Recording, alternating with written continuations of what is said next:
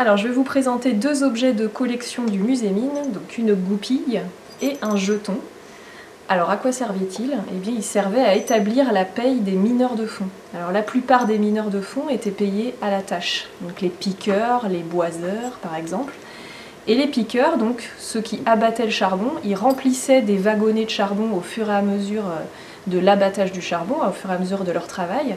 Et pour pouvoir établir leur paye, eh bien, on comptabilisait le nombre de wagonnets qui avaient été remplis. Alors comment on pouvait comptabiliser les wagonnets une fois qu'ils étaient remontés à la surface? Eh bien tout simplement grâce à ces goupilles et ces jetons. Alors la petite particularité, c'est que à Cagnac, donc dans les mines de Cagnac, on utilisait les jetons, et à Carmaux, on utilisait les goupilles. En fait, le mineur, avant de remplir son wagonnet, il allait insérer la goupille ou le jeton par l'intérieur du wagonnet.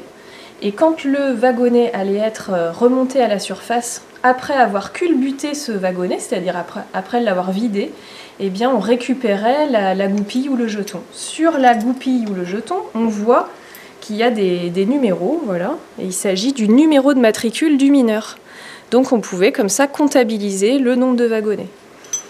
Toutes les quinzaines, on établissait la paye, donc on comptabilisait tout ça, et ça permettait donc d'établir la paye du mineur.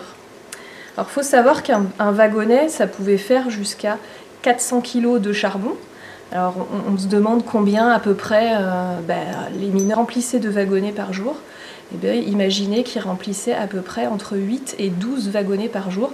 Donc là, je vous parle de la fin du 19e jusqu'à la nationalisation, jusqu'au début des années 50. Voilà pour vous donner un ordre d'idée. Donc 8 à 12 goupilles ou jetons qui étaient comptabilisés tous les jours pour la paye.